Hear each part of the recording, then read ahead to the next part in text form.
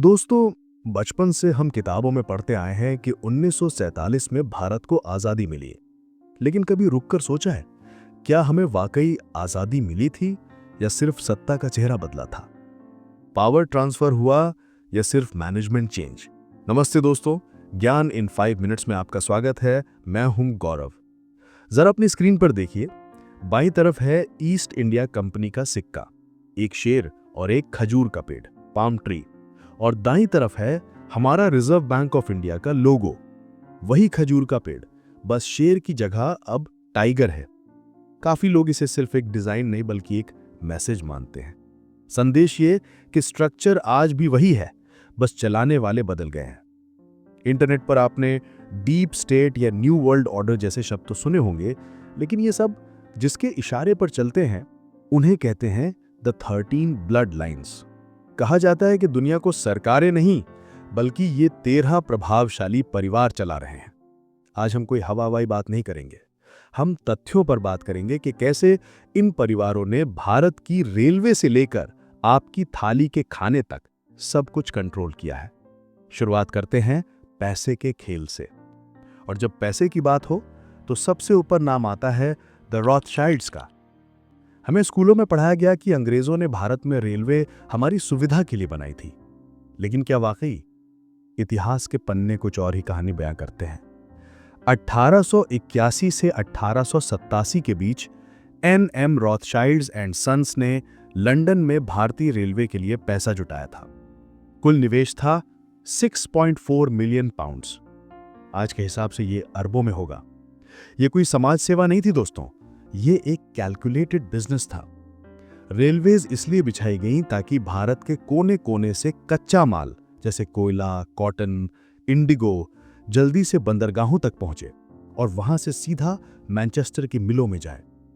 रॉथचाइल्ड्स का Frankfurt house तो Indigo trade यानी नील की खेती में भी शामिल था।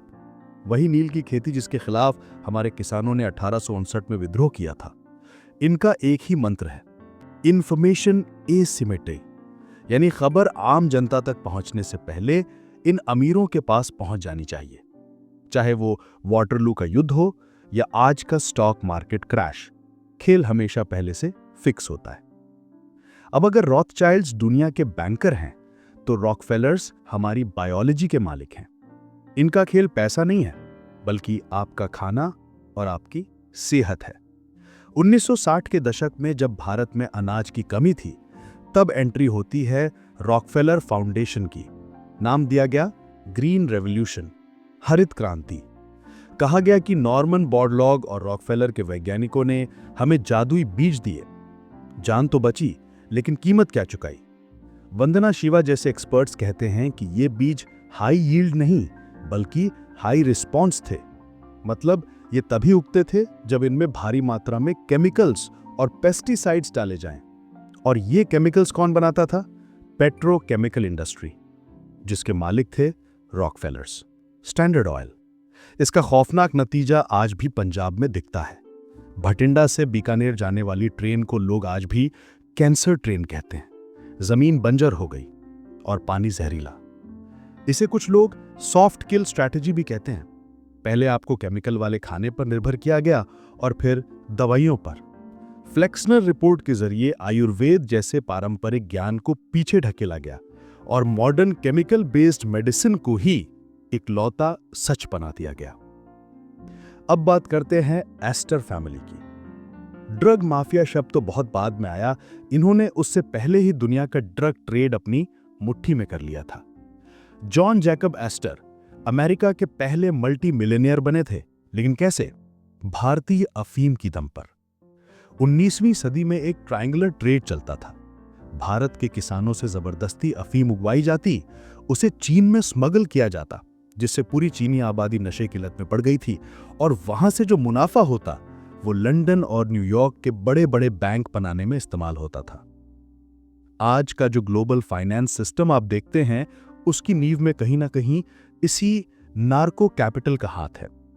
लेकिन ये कहानी सिर्फ पश्चिमी परिवारों की नहीं है, पूर्व में भी खिलाड़ी हैं, जैसे ली फैमिली।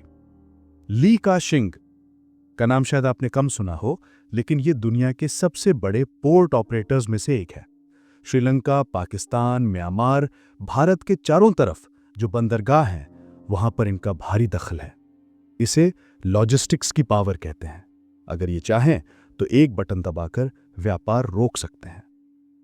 और आज के जमाने में आज खून के रिश्तों से ज्यादा बड़ा रिश्ता है एसेट मैनेजमेंट का। आपने ब्लैक रॉक का नाम सुना है? अकेला ब्लैक रॉक $12.5 ट्रिलियन मैनेज करता है। चाहे एचडीएफसी हो, रिलायंस हो या इन्फोसिस, इनके शेयर होल्डिंग्स चेक कीजिए, ब्लैक रॉक आपको हर जगह मिल जाएगा। हिंडनबर्ग रिपोर्ट हो या कोविड क्रैश, मार्केट कब गिरेगा और कब उठेगा, ये सब इन्हीं हिडन हैंड्स के कंट्रोल में होता है। तो दोस्तों, सवाल वही है, क्या हम गुलाम हैं? देखिए, इंटरनेट पर साजिशों की बहुत कहानियां हैं, कुछ सच कुछ झूठ, लेकिन हम तथ्यों को नकार नहीं सकते।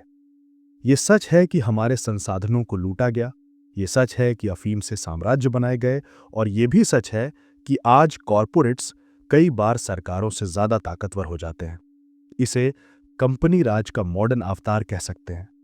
आपको ये समझना होगा कि ये सिर्फ मोटी मोटी बातें नहीं हैं, ये आपकी जेब, आपकी सेहत और आपके डेटा से जुड़ी हकीकत है।